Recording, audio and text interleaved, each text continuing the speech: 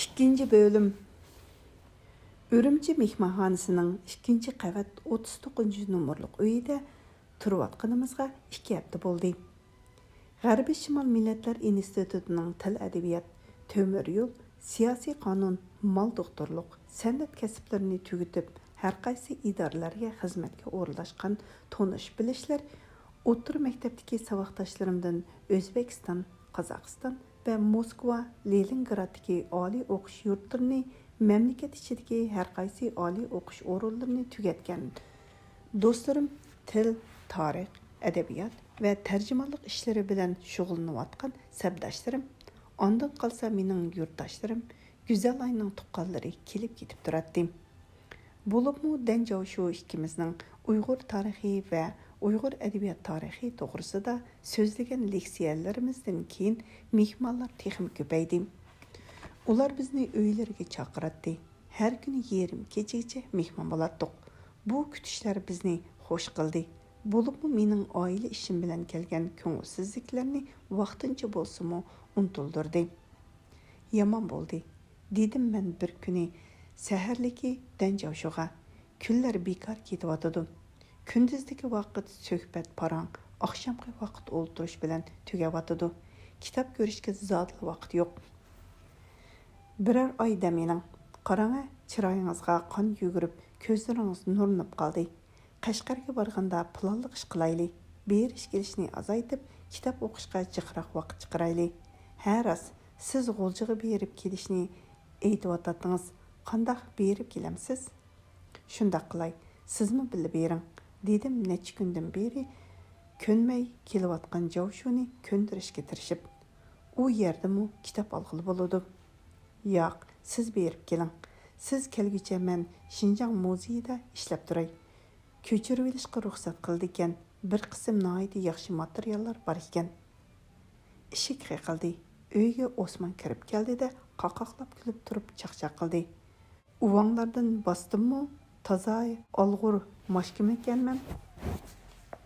Tezroq kiyininglar. Zulxumar putqulni yerga tekkizmay akelgan deb avatdi. Bo'ldi. Yüzünü uyga berib yuyinglar. Osman o'zirxonlikqa yo'l qo'ymaydi.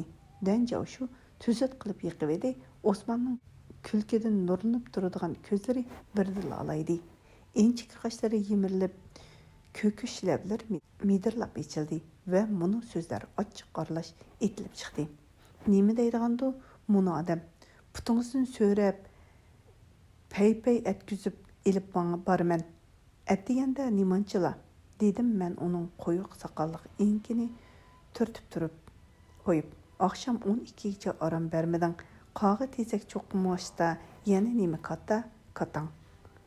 Akşamqining chalisi, dedi u kulib qo'yib. Bag'anda ko'rsan, sizlar ketibla biznikiga bir mehmon keldi.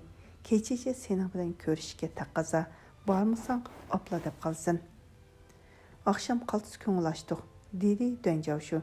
Men bek xo'shal bo'ldim. Men Osmanning baxtli oilasiga berishga qiziqaman. Uning turmushidan o'z turmushimda kam bo'lgan narsalarni ko'raman. Ular nihoyat ko'ngilli yashaydigan. Osman ashu ko'ngilli oilaning qurg'uvchisi, xo'jayini. U hozir burunqi shalloq Osman emas, eg'ir besiq, tamkin yigit. U bo'lim boshlig'i darajalik ma'muriy kadr bo'lib ishlaydi ekan. Zulxumar o'qituvchilik qildi ekan. Ular ikki o'moq bolasi bilan qang'uchi o'ynab, qang'uchi kulishadigan. Mening 1 yillik kelkamni ular 1 soatla kulib bo'ldi ekan. Bizning Osman bolalarga usul o'ynashni o'rgatibdim. O'zi usta sozanda bo'lib qopti. Zulxumarmi xushxuy naqshchi ayol bo'pti. Akşam biz ishkerga uyda soz chaldik. Zulxumar dalanda tamoq qilib etib, ajoyib naqshlarni aytib berdi.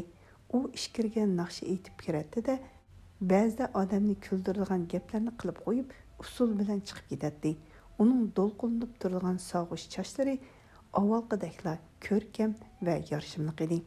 Ular bir singlisini akavapti. U qizmi ajoyib usulchi va naqshchi ekan. Ularning uy jihozlariga zo'qim keldi. Sim karvat, ishkop, ustallar ajoyib chiroyli gilamlardan attir puruq kelib turadi. Uyning to'riga ularning to'y qilgan kundagi rasmi isilgan. Rasmda ular yo'g'on sapoda bir-biriga qarshib, muhabbet izhar qilishayotgan yoshlardek tartışıp, külüşüp o'ltirishibdim. Ularning muomalasi er ayoldek emas, xuddi bir-biri bilan ishsir ilishgan ko'hna do'stlardek erkin chaqchaq qilishidi, erkin ish jo'rishidi. Ularning kundalik turmushini so'rab ko'rdim, ko'ngillik ekan. Ular sahar turdi ekanda, kulki chaqchaq bilan ballarni kiyindirib g'izaldi ekan. Ondan ikkisi ikki velosiped bilan o'moq ballarni yasiga elib mangdi ekan. Tushligi tan kelib qo'l-qo'lcha tamoq etadi ekan. Kechki tamoqni bo'lsa oldirmay yeb, ba'zida tansiga, ba'zida kinoga yoki bo'lmasa do'stlarnikiga mehmonga birga boradi ekan. Balları ularning hayotini ko'ngilli qildigan emak ekan. Hargizmi ularga yuk yoki tushak emas ekan. Osman bilan Zulxumarning ko'ngillik turmushi meni o'yga selib qo'ydi. Ular haqiqiy turmush kechirib yetibdi. Men bo'lsam, texil shu g'oya bilan yashab yetibman. G'oyadan turmushga safar qildigan chog' qachon kelar ekan? Kechki o'ltirishimizning ko'ngillik bo'lishiga bundaq ikki ish sabab bo'ldi. Biri, Elanur o'z yigitini boshlab kirdi. Elanur hozir atoqliq voleybolchi ekan. U chet eldan yaqinda qaytib kelibdi. U yerda nurg'un naqsha va usullarni o'rganib olibdi. Uning yigiti Rustam egiz bo'y, chiroyli yigit ekan. Ular bir-birini siz deyishadi ekan. Bizning Osman bilan Zulxumar bo'lsa, sanlashadi ekan. Men ularga sanlash, sizlarning chiroyli kashtidek turmushinglarga yarashmay qolgan qora yip bo'lib qapti. Sen deyishmaymi, inoqlikni bildirgili bo'lmasmi deb maslahat berdim. Zulxumar kulib turib, biz jaqang-juqung yo'lda tepishib qolgan shu qo'pol safarning yordamchisi uchun seni saqlab turyapmiz dedi. Biz G'uljidan Urumchiga chiqqan vaqtdagi safarimizni eslashdik. Shu chaqda uyga xurjun tog'arlarni ko'tarib bir yo'li chiqarib keldi. Biz soqolliq o'skilan bu odamni testa to'ndiq. U nomard edi. U ma'rif xodimiga hech o'xshamaydi. Uning qo'llari loqqa qattiq, chiroyida qo'riqlari ko'paygan. Hatto o'sib ketgan soqlig'i oqsanchilgan edi. Demak, dunyo xo'rliq, aysh-ishrat uni qiyratgan. U uyning ichida qo'pol harakat qilib yurib yeshindi. Chiman do'ppisini cho'kirib kiyib, qizargan ko'zlari bilan uydagilarga yo'lt qilib qarab qo'yib, tog'ardan bir cho'ng anargullik gilam yana bir Eron nusxadagi zilchini chiqardi. Nomad bularni yeyib turib, sizlarga qilgan sovg'atim dedi. Biz kulishdik. Men uningga Elanurni ishorat qilib chaqchaq qildim. Elanurga sovg'at bermamsan, seni oldinga mana kuyovulni boshlab kelibdi-ku. Ko'pchilik kulishdi. Nomad gaddini silab turib, yer ostidan Elanurga qarab qo'ydi-da, zilchi xurjunning izmisini yeshib, yong'oq, gula, pista badam, meyg'iz qatorliq yemishlarni o'chimlab ustalga qo'yishga boshladi. Ondan keyin har birimizga ikkidan ona berdi. Biz ichishdik.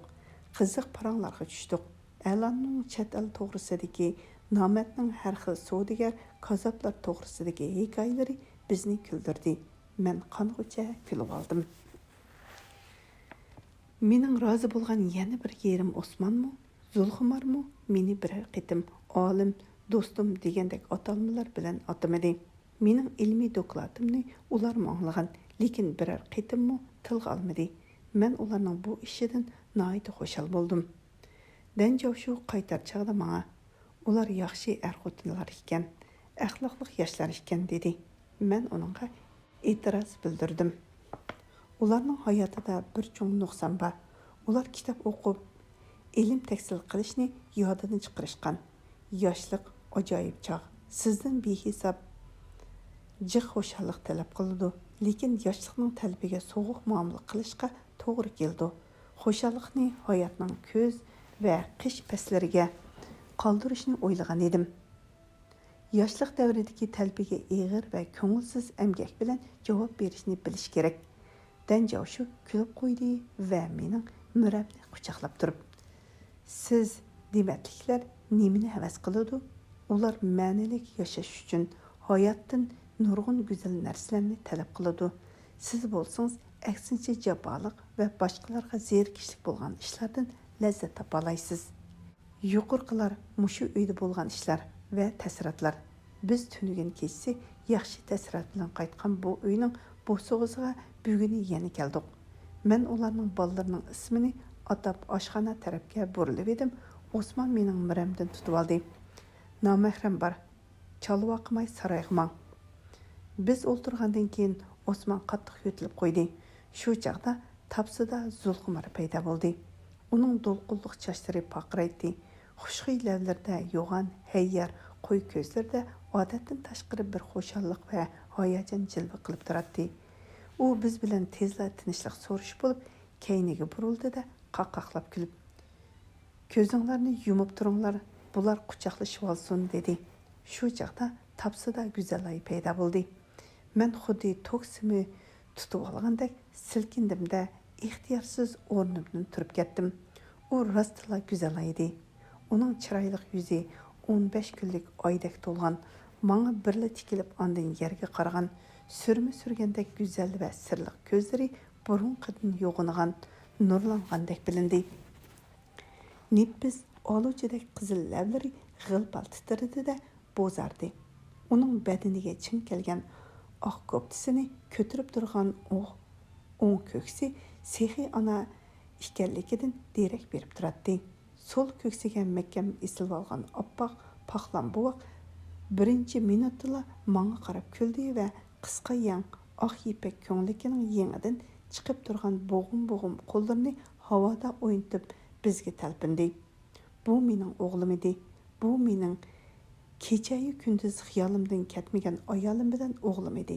Men g'oyibona tortish kuchining qudrati bilan ularga qarab qo'limni so'zib sandiraklab mangdim. Ali, mening qarchig'im, dedim men ixtiyorsiz holda o'g'limning ismini atab. Alini qo'limga oldim. Vujudimdan qaynab chiqqan tunji otliq mehri bilan uning peshonasidan so'ydim. Ali qop-qora nurliq ko'zlari bilan menga qaradi. Omoq lavlarini bir umchaydi-da, onasiga qarab qo'yib yana menga qaradi. Shu chaqda uning onasining lavlariga o'xshash qizil va chiroyli lavlarda kulki paydo bo'ldi. U buduruq qo'llari bilan enkimni siladi. Uning yumron qo'li go'ya tomuzda tarlab pishib suv bo'yidagi yolg'iz yog'och soyasida o'ngda yotqaningda tuyuqsiz paydo bo'lgan g'ur-g'ur shamoldek orom va rohat bag'ishladi. Men ichimdan so'yindim. Tonidi, yuragi tonidi.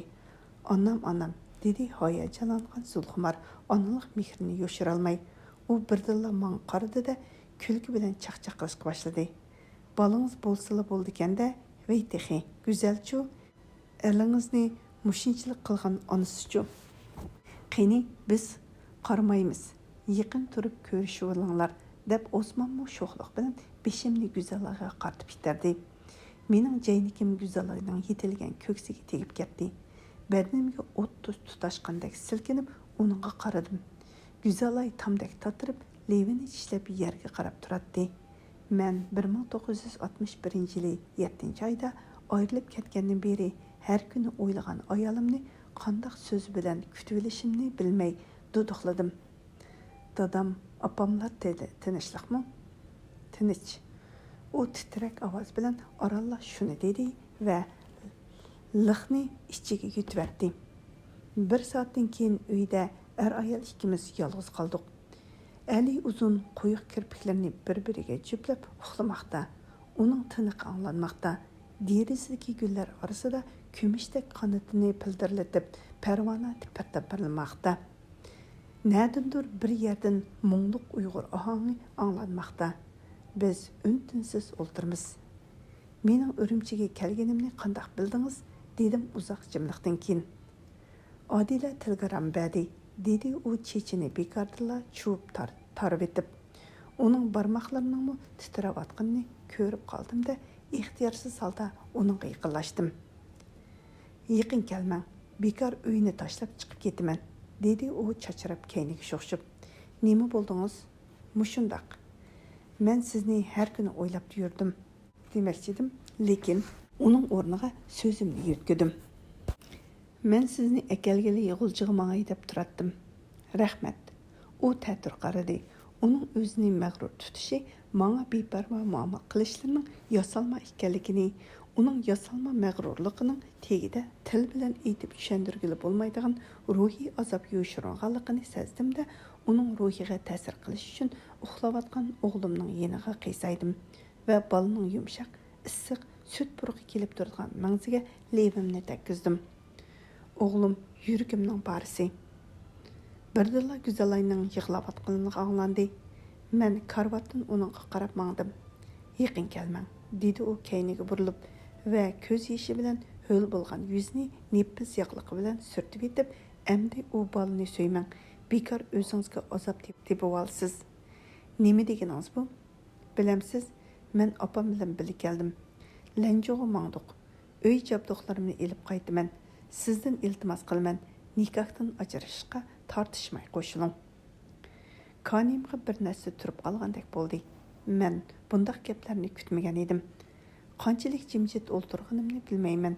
U yana menga nasihat ohangida so'zladi. "Siz bizni tezla unutib ketalaysiz.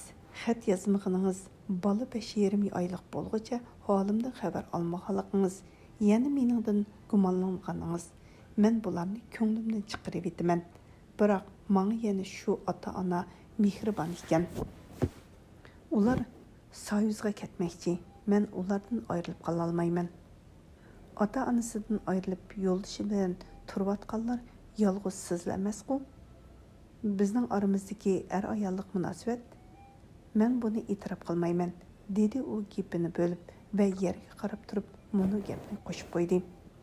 Er-ayollik muhabbatning mahsuli deytdingiz-ku? Muhabbat tugagandan keyin endi er-ayollikmi tugusin?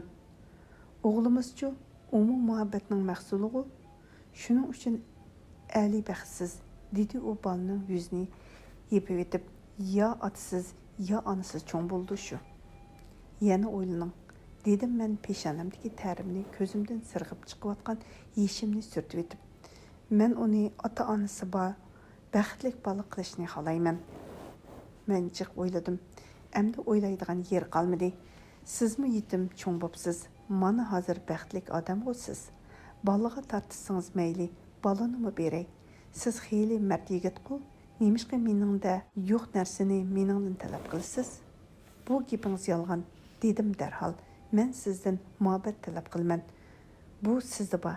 O'zingiz uni qanchalik yo'shirishga uringaningiz bilan ko'zingiz yo'shira olmayotdi." Men uningga tikilib qaradim. U menga yalt qilib qaradi-da, buqildab yig'ilgancha bolasining yeniga dum yotdi. Lekin men tushgacha uningga nasihat qilgan bo'lsam-mu, u mening shartimga ko'nmadi. 3 kundan keyin men G'arbiy Shimol Millatlar institutining kadrlar bo'limiga qartib, buni xatni yozishga majbur bo'ldim. Ayolim Güzelayning ota-onasi chet el pasporti bo'lganligi uchun Sovet ittifoqiga chiqib ketmoqchi. Güzelaymi ota-onasi bilan birga chiqib ketmoqchi. Shuning uchun bizning nikohdan ajrashish masalamizni qonun bo'yicha hal qilib berishinglarni umid qilaman. Oilamizga ikkimizga o'rtaq bo'lgan uy jabduq Güzelayning ixtiyoricha hal bo'lsin. Bultur to'yimizda olgan qarz pullarni o'zim to'layman. O'g'limiz Alini qisqa vaqtlik oila turmushimizning xotirasi, onalik moddiy tarbiyaning zaruriyati uchun Güzelayning ixtiyoriga qoldirishga qo'shilaman. A'la 1962 yili 6 oyning 24 kuni. Poyezd stansiyasida o'g'limni oxirgi qatim bag'rimga bosdim va 2 mangzini so'ydim. Mana shuning bilan mening turmushdan oladigan barliq lazzatlarim oxirlashgandek, yoshlik muhabbatim inson umrida ko'p qatim ado qilishga tegishli bo'lgan otliq burchim tugagandek. Ko'ngil osmonimdagi umid yulduzim nursizlanib, menga endi turmush quruq, lazzatsiz va yasalma narsa bo'lib bilinayotgandek vujudimni sovuq ter bosdi. Qashqarning aeroplan beltini olayli, danjov shu. G'o'ljiga bormaydigan bo'ldingizmi? Hojat qolmadi. Undaq bo'lsa, bugunla tizim qoldirayli. 7 oyning 2 kuni biz aeroplanda Urumchidan janubga qarab uchdik. Men yuqori tuvan tavirnib borgan sari ko'tarilayotgan aeroplanning düglak terisidan tuvanga qarab o'ltirib yeshil, seriq, ko'k, oq, qora chekitlar bilan bezalgan xuddi chor tovuzlardek ko'rinadigan nansan, ondan Ba'zi yerleri bulutlar ostida kumushdek yaltiraydigan, ba'zi yerleri Hasan Husandek ko'rinadigan, hatto ba'zi yerlaridan oltin suyi eqib chiqayotgandek bilinadigan Tianshan, ondan keyin Tarim bo'ylari, sarg'ush taklimakon, umuman o'zgarishchan va asli o'zidan go'zal ko'rinadigan tabiatni ko'zitib, xiyolga cho'mib borman. Tabiatmi insoniyat jamiyatidami shaxsning turmushimi go'zal. Uning ichida turg'uning da ko'zingga ko'rinmaydigan go'zalliklari. Ba'zida mana bu mushundaq to'pidan qo'l sunishga bo'lmaydigan egizlikdagi qarg'ining da ko'zingga ko'rinadi. Muzat ustida balki oltin iqimi yoki kumush qoplangan cho'qlar yo'qdir. Sen yuqoridan qarab ulug' tabiatning sana ko'rsatish uchun o'ziga bergan bu zinnatini ko'ryapsan, qabul qilyapsan. Sağış qum və külrəng barxallardan başqa heç narsa bo'lmagan sahrolarmı sana o'zini seriq, zardan hal berilgan gullik dasturxondek go'zal ko'rsatmoqda. Sen uningdan lazzat olyapsan. Turmushmi shundoq emasmi? Sana surkilib yurgan, hatto ba'zida jiningga tekkan ayoling ba'zida uning bilan qilishgan bir necha eg'iz so'g'uq gap, uning qapoq turishi, silkib qo'yishi, turmushda o'tkazgan xatoligi sen uningga yaqin turg'uningda zerikishlik hatto jonga tegadigan bo'lib tuyulganidir. Mana endi u narsalar seningdan yiroqlashib yuradi. Xuddi sana Abu Tianshan ustidagi oltin iqim, kumush dumchaklarga o'xshash go'zal va zo'r qo'zg'olg'ichi bo'lib yilvatmamdi. Men turmushga tor va qatmal nazar bilan qarayotgan o'xshayman. Ayolimning mijoz va xohishidagi xosliklar ko'z yumgan. O'zimga qo'ygan talabni uningga qo'ygan o'xshayman. Men Go'zalay bilan daryo bo'yida Rumish hushiga kelib, xato holda kema ofitiga uchrab, yenida hushsiz yotgan Komunani. Hindi yozuvchisi Tagorning Halokat degan romanining qahramonlari o'ziga ayol qilib olganligiga o'xshash tepishgan emasku va yoki yosh ofitser Nixliyudovning Masluvani, Li Tolstoyning Tirilish degan romanning qahramonlari. Yaxshi ko'rgan, lekin umrlik hamrohi deb qaramay, oyoq osti qilganiga o'xshash Go'zalayni bir damlik havas, ko'ngil xushi uchun tanlab olmagangu. Men uni pok muhabbatim, barliq qizg'inliqim bilan yaxshi ko'rgan, uning mijozdagi o'xshamasliklar sababidan kelib chiqadigan ko'ngilsizliklarni mo'ljallagan va uni afu qilishga o'zimga va'da bergangu. Uning sifatlarini tasvirlash uchun yodlagan she'rlar, uningga bo'lgan o'tliq muhabbatimni bayon qilish uchun yozgan misralar nemishqa endi o'z kuchini ko'rsatolmadi. Men ulug' kuch deb qaragan muhabbat shunchalik ojiz narsamidi? U bir necha eg'iz so'z bilanla, allaqandoq aloqa bilanla sening ixtiyoringdan mangulikka ajrab chiqadigan e'tiborsiz narsami? Undaq bo'lsa, uningga nemishqa shuncha jiq vaqt bilan yurak qinimni sarf qildim? Aqsu, qarang, Aqsuga tushadigan o'xshaymiz. Tushib qolamizmi ya? Dedi Danjoshu mening jaynikimdan tartib. Beshingiz qaymadimi? 2-3 soat derazadan qarab tura oladigan o'xshaysiz. Qarang, av yeza ko'chalarni. U o'zi o'tirgan cho'kma o'rindiqdan qo'zg'alib, menga gavdasini tashlab, derazadan tuvanga qarashga boshladi. Men shu chaqdala aeroplanning baldoq tuvallab, oliyshil bo'lib ko'rinadigan yerga yiqilib qolganini sezdim. Xiyol bilan Qashqarga kelib qopdik. Aeroplandan tushib, atrofni pakar jigida qora yog'ochlar qo'rshigan qumsoq to'piliq Aydirimda ketib yetibmi? Aydirimdan shaharga avtobusda ketib yetibmi? 2 kishilik yotoqqa o'rilishib, yumshoq karvatda tamdagi anargullik gilamga qarab yetib yetibmi? Oz kunda mening bilan yot bo'lib ketish oldida turgan ayolimni yana bir necha yillardan keyin dadam qani degan savoliga javob ololmay ma'yus cho'ng bo'layotgan o'g'lim Alini o'yladim. Ularsiz kun o'tkazish mening uchun qanchalik qiyin ekanligini endi sezyapman. Balki ko'rmagan bo'lsam, bunchalik ko'ngil g'ash bo'lmasmidimikin? Bir odamning baxtli bo'lishi uchun unchalik nurg'un narsa lozim emas. Шолоховның «Тыныш тун» деген романыдан. Turmuş, bəxtning böşki turmuş. Bəxtning münbət tupraqı, lekin şu turmuş yana bəxtning düşməni ekan-ku.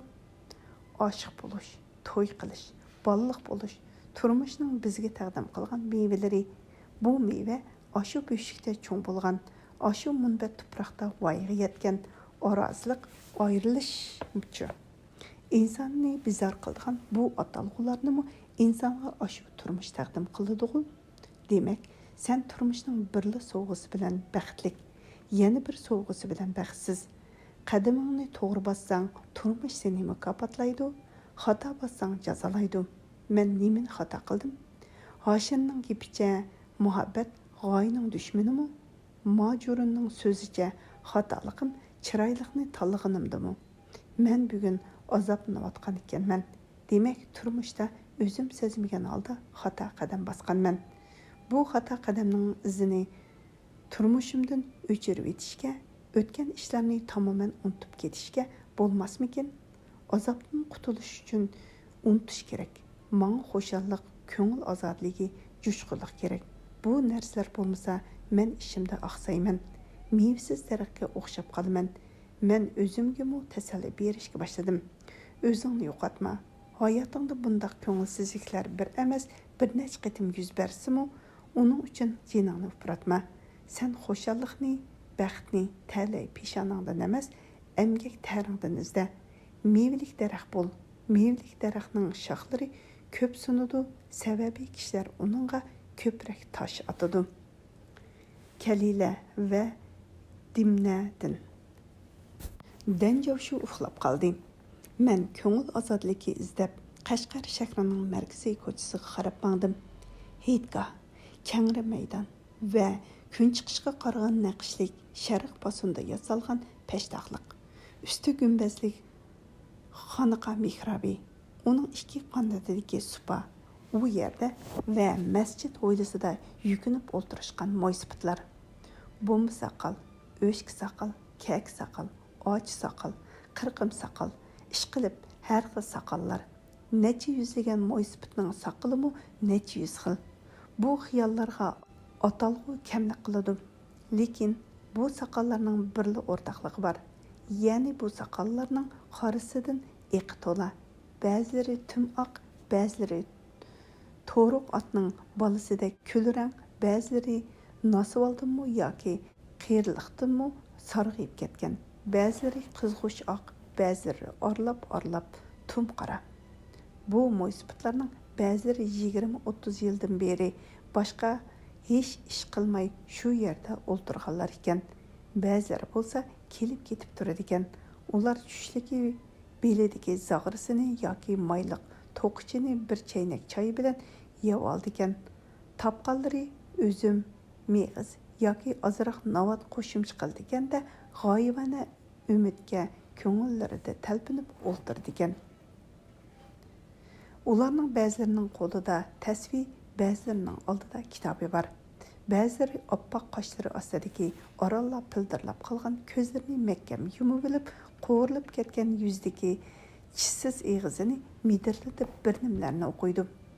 Ba'zilari bo'lsa hayvatlik gavdasini sal egib, egiz qanshiri ustidagi missapliq ko'zoynagini pat-pat surtib, qop-qora o'skilan qishni ko'tirib qo'yib, oldirab kitob o'qiydi. Yana ba'zilari kitobning ta'siridanmi yoki o'tgan yoshlikning qaytib kelmasga ketgan go'zallikka go'r eg'iziga qarab ketayotgan kelgusi qiyinlik hayotning vahimasi ustida xiyol qilganligidanmi ish qilib noma'lum sabab bilan yig'lamoqda va uzun oq ko'nglikining peshi yoki balog'ining uchi bilan ko'z yoshini surtmoqda. Men bu mo'ysipitlarni ko'rib, Savidovning bir chaqlarda Etkak oldida adabiyot bor degan so'zni esladim va ko'nglimda mushu mo'tivarlarning bildigan she'r dastonlarini yig'ib olishning amali bormikin? Kim bilsin, ularning nurg'unlari shu turqining o'zida ichida ajoyib daston she'rlarni o'qitamdi deg'i deb o'yladim. Saynada qora saqalliq bir odam uzun bo'ynini so'zib, qo'llarini oldiga bukib dumchib o'ltiradi. U quyilib ketgan ikki ko'zni eqiyotgan Zardabdan egiz burni atrofida tog'il yo'llar paydo bo'lgan qizg'ish yuzini purishtirib zil va jarangliq ovoz bilan hukmat o'qiydi. Uning atrofiga o'lashgan qiyirlar, ayollar, ballar inaklarni tutishib, ba'zilari ko'z yoshlarini surtishib, hayajon bilan anglashmoqda edi. Kallamni xiyol egallashga boshladi. Mana adabiyotning kuchi. Uning tili bilan bayon qilayotgan jangnomasi aynan jangdek dahshatlik. Uning maqtayotgan qahramonlari xuddi hozirla osmondan tushib keldigandek haybatlik. Mushundaq odamlar adabiyotning yaratquchisi. Buningdan 2600 yillar burun Ediqut, Elikxon, Tangriqut, Qog'on Xoqon degan nomlar bilan atalib, islom dini kirgandan keyin Qarag'aniylar atalgan bu yerlarimizda nimalar bo'lmadi? Qarag'aniylarning tunji xoni Buqa xondan tortib 15-xon Burxoniddin xong'ichi bo'lgan 15 qitim xon almashgan davrlarda bo'lsin yoki Chag'atay hukmronligidagi 130 yil, Jo'ng'arlar zulmi ostidagi 122 yil yoki uningdan keyin hukmronlik qilgan Manching zulmi ostidagi necha o'nlagan yillarda bo'lsin, bu yerlarda tinimsiz holda boshlar kesildi, qonlar oqdi.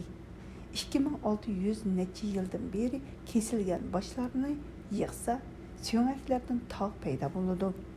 Tökülgen qonlarni to'plasa daryo hosil bo'ladi. Lekin shuncha qirg'in baloyi ofatmi bizning doston she'rlarimizning yildizini quritib o'tolmadi. Adabiyot necha ming yillik mazmut chinordek ko'klaverdi. Uningga notalar qo'shilaverdi. Hozir biz qirg'in va malolatdan qutuldik. Adabiyot hayoti yo'l topdi. Adabiyotimizni qon va ko'z yeshi bilan qo'lga o'tkazib, bizning davrimizga yetkazib kelgan mo'no ko'rimsiz odamlar bizning qalbimizdan munosib o'rin olgan chog' keldi. Ularning ixlosi va amgaki bo'lmagan bo'lsa, biz bunchalik boy bo'lmagan bo'lardik. Ularning ko'z yeshi va nolisi bo'lmagan bo'lsa, biz bugun ko'kragimizni kerib, cho'ng so'zlangan bo'lardik. Biz o'zimizni bu ulug' madaniyatning haqliq varisi hisoblovchilar. Ko'rimsiz mollalarga, bechara madda, jafokash dostonchilarga, piqsiq kitobfurush, ixlosmand xattotlarga, havaskor emgakchilarga rahmat aytsak bo'ladi. Ularning ohi va ko'z yeshiga aylangan o'tliq misralar bilan o'lmas dostonlarni vatanimizning madaniyat xazinasiga akiradigan dunyo sahnasida o'ringa ega qiladigan davr keldi. Mana bu ulug' ishning bir jangchisi bo'lish cho'ng baxt. Men endi mushu ulug' ishga vujudim bilan berilaman. Shu chog'da hayot menga ko'ngillik va ma'nilik tuyulgan bo'ladi. Dunyoda ayolsiz, muhabbatsiz baxtlik bo'la olganlar bor. Shularning izidan mengishim kerak. Yuqorqilar bir xiyol, ko'ngilga orom va tasalli beradigan chiroyli so'zlar. So'zni, xiyolni ishga oshirish uchun iroda va g'ayrat kerak. Bular menda bormi? Bunga kelajak javob bersin. Kashqurun bizni Toshpo'lat yo'qlab keldi. U meningdan 2 yosh kichik. Biz o'xshashlar g'ulji yuzlarda o'sgan taranchi bolalar edik. Mana 5 yildan keyin men uningda ajoyib o'zgarishlar bo'lganligini bayqadim. Uning burunqi go'dakligidan derak berib turgan lavlari atrofidagi seriq tuklar o'rniga hozir yirik, tum qora soqol bo'lib chiqqan. Zilva so'ngki to'g'risiga yo'g'inagan, ovozimi, mijozimi o'zgargan. U hozir burunqidek kamsiz, qiziriqda turadigan yigit emas, xush chaqchaq, muloyizachi o'qituvchi edi. U bizni qattiq tutdi. Shu kuni kashqurunla aktiman deb turib oldi. Oxir dönjav shu bir do'stinikiga, men Toshpo'latnikiga bordigan bo'ldik. U maktab ichiga selingan oiliklar qo'rosida turdi ekan. Eshikning oldini qoshalab ayrim ho'yla qilibdi. Kichik chaqsidan kirgandila chaqqan ho'ylida g'ulji yezlarining yupurqi keladi. Parcha ishlardan yasalgan yo'lning ikki qasnig'i rang-rang gullar orlab qirib ishida qo'noq yoki oftob barasi o'sgan. Ayrim kayzlarga terilgan mesigul, simabgul, xenigul, namoz shamgullari baranga yondash qirdagi har xil rangdagi o'ris gullari bilan qizil bug'doshlar gupildab puroq chechib turadigan rayhon gullar, bedin ko'klari, hatto qochisidan yerga ko'chirilgan tolgul, pikos, qancha gullar jafokash ili ayolning gulxumor xislatidan derak berib turadi. Biz suv sepilib pokiz kuchari kigizi selingan supaga o'tirishdik. Mening ostimga ipek ko'rpa selingan edi. Mana japoni tilab topadigan kelinin, dedi Toshpo'lat ayolni menga tanishtirib. Qaramamsan, kela kelmayla 200 chamdam yiroq yerdan to'pi to'shib yurib, mushu supini chiqarib oldi.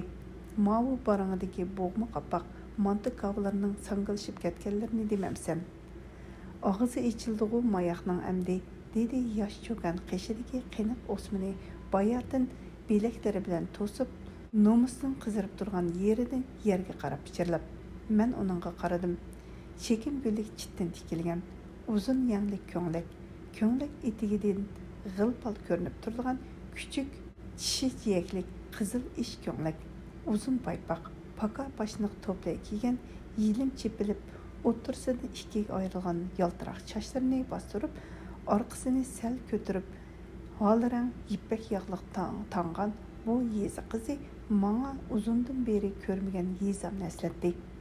Uning qo'lidagi qiniq ishgan xenisi, beligidagi oq tush bilayzuk, bo'ynidagi bir qur oq unchi marjon bilan uningdan töverak tushib turgan qizg'ish seriq kakriva uning zinnat buyumlari edi. Ashu oddiy buyumlar uning suz sapkillik, lekin anar urug'idek suzuk yuzi, qanşarliq lekin sal ushliq burni, nomuschan qo'y ko'zlariga va qizil marjon patirib qo'ygandek ko'ringan lavlariga bir xil tabiiy go'zallik qo'shgan edi. Men qizdan gap so'rdim. Ismingiz Chimangul-ku, ha? Ha, Qashqarga ko'ndingizmi? Ko'ndiq. Qora qozon meshada bo'lgandikin, u töven levini shildi. Uningga tegil bo'lgan qolgan gaplarni bizning Toshpo'lat tartib oldi. Xudoning mo'mini degina, odash, dedi Toshpo'lat oldimda hozirla uchadigan qarchug'idek so'ngzib o'ltirib elib. Peshimda 5 vaqt namoz o'qi desammi, yo'q demaydi-jumi? Ko'rmadingmi avu qozon beshi munu supularning qirlarini? O'g'aq bisidek turmasa hisob emas. Qo'yib bersam qozonning ostini kuniga 3 qitim surtkisi keladi. Bütün 2 eg'iz uy munu supa avu tam tüvelerini her kuni seg'izlay bilan shatiraqlatib sepag'ini. Seg'iz to'pi izlab yovishi tuman bo'ylarga boradi. Kunda bir sepab chiqmasa uyqusi kelmagidek. Opamizni demamsan tehi. Qog'liqning masjid hovlisidek cho'ng hovlisida sovumagan, haqlamagan hech bir yer qolmadi. Tonur beshi, kalı o'qiri, yangliq o'yiqi, peshayvon supisi, hatta har bir tüp olmaga yasalgan ko'lchakning kesikidan qo'pirilgan qirlarini mushundaq suvaydi, sepaydi, haqlaydi. Uyimda hech boyliqim yo'q. Adash, mushu ayolimning barkatli, tinimsiz qo'li mening bor yo'qi boyliqim. Ikkingiz ajrab tushmasin, enkingiz ajrab tushmasin yana. Deb kuldi Chimangul ta'tir qarab kulib. Pistalni qo'ymam degina, siyadan selingan g'ulji to'qchi, yong'oq, guli pista, bodan meg'izchigida Qashqar ne'matlari mening ko'nglimga bakaqdi. Sinchaydan keyin Chimangul pistal yoniga kelib, qo'l qo'rishtirib turib Toshpo'latga qaradi. Gap qil ala, dedi Toshpo'lat ayolning niyatini tushunib. Nima yeysan? Kelining sana xolog'ini qilib beradi. Ugrash, dedim darhol ularga qarab. Bizning sahraning heliqi inchi kesilgan jo'ladek ugrisi bo'lsgan purchaq, ko'kvash, qurut, osh ko'ki bo'larmidi? Qetiq qo'shib issak qanday yaxshi. Ular qaqaqlab kulishdi. Chimangul Toshpo'latga qarab, u mehmon tamoq emas, o'michilarning hodiq eshig'i dedi. Meni o'michi hisoblab bering. Agar qamlashtira olmasangiz, mayli qiynalmang. Vey, bu nima deganingiz? Qo'lning uchidala etmemdigan ugri deganingni, dedi Toshpo'lat kulib turib. Sen degan purchaq, ko'kvash, qurut deganlaringni vagonisi bilan qiynatam avatib berdi. Toza ko'nisidan ba. Ha, chiman. Qetiqni hozirla paydo qilaman. Qani əmsə, çimən Peter mantangni ətdiyə qoy. G'achchida qozon kavub qilib, heliqi tiqib qo'yganingni, ha? Bo'ldi, ha. Xafa bo'lyotidi. Qarg'ini ala. Buning sirkisi suv ko'tarmaydi. Buyurtmasangiz o'zim bilib qilolmaydim-mu deb domsiyotidi. Bo'pti ish qilib, bizni rozi qilsanglar bo'ladi-ku. Biz hammamiz kulishdik. Shunday qilib, Toshpo'lat mening bilan birga mehmon bo'ldi. Chimengul mezlik qozon kavubini bulunga tiqib, saqlab qo'ygan bir budulka iliq oqarqini, issiq chiyni biz obdan qizigan keyin tayyor bo'lgan o'g'ri ishini patnis bilan dastonga o'zi akilib turdi. Biz og'zimizga tegmay so'zlashdik, kulishdik, duttar kelib naqsha etdik. Men ularnikiga qo'nib qoldim. Ularning uy saramjonlarimi g'ulja deqalnikiga o'xshaydi. İki parça g'ulja tekimidi pakar subaqliqqa kelgan. To'rida bir üstel ikki chetida patnis qilgan bir jup g'ulja sanduqi. Sanduq ustida ikki yoqqa jupti bilan tizilgan o'rin ko'rpa. To'r tutilgan, kashlangan mamuq yostiqlarmi jupi bilan edi. Men to'r jeklik qizil gul porki va bir jup kepenak kashisi bor kiyim yoqishga qaradim. Toshpo'lat kulib turib, Chimmanning qo'l ishi dedi, keyin yopishni shart qilib, hozir do'ppi tikishni o'rganib oldi. Nemishqa zadval tortib oldinglar? Dedim dalandagi qora jiyaklik yo'g'on gullik, tegi qizil bosmadan qilgan zadvalni shart qilib. Do'rmuchuq, dedi Toshpo'lat qashqarcha so'zlab, ko'rmamdigan tomni olib asa qilib. Zadvali yo'q ekan devergandan keyin dedi Chimengul mamuq yostiqlarni kigiz ustiga tashlab etib, qo'lim qo'shnilarning ko'nglini deb tatib qo'ydik. He. Sen Toshpo'lat xufsarlik qilib qashqarcha so'zlayotgansan yoki Nədigini dedi Chimengul gapini bilib, sepi o'zidan qashqarlik bo'ldi. Bo'lmamdi ki, dedi Toshpo'lat texichi qashqar talabbuzda so'zlab, xufsarlik deyotamda kuniga 4 soat davog'laqlaymiz. Uni oz deb darsdan keyin majlis, o'quvchilar faoliyati hammasi qashqarcha so'zlab bergandan keyin singadigan gapkan. Mushukni qo'ylarning orasida baqsa, miyovlashni unutib mo'raydigan bo'lib qolamdikin deyman. Til degan shundoq nimikan. Biz kulishdik, kechacha so'zlashib mungdashdik. Ertasi ular bilan xo'shlashib etib, umr bo'yi baxtli bo'linglar Toshpo'lat, sen talaylik ekansan dedim. Bu mening rost so'zim edi. Ular 40 necha yuan pul bilan xafaliqsiz, ko'ngillik, muhabbat bilan yashaydi ekan. Ularning turmushidagi lazzat birli manlik ishdi ekan. Har ikkisi bir-birining ko'nglini izlaydi ekan. Ko'ngil izlash ularning turmushidagi baxtning manbasi ekan. Qashqarda 13 kun turdik. Toshpo'latning uyiga bormagan bir kunim yo'q. Har qatim borsam Chimengul xuddi meni tunji qatim ko'rgandek xushal bo'lib, qizg'in kutadi. Mana bu albatta uning Toshpo'latga bo'lgan sap muhabbatining belgisi. Men o'ylayman, ular umr bo'yi baxtli bo'la oladi. Sababi bularning muhabbati sapliq, mangulik baxtning chirmas yildizi. Men ashundaq sapliqqa tashna.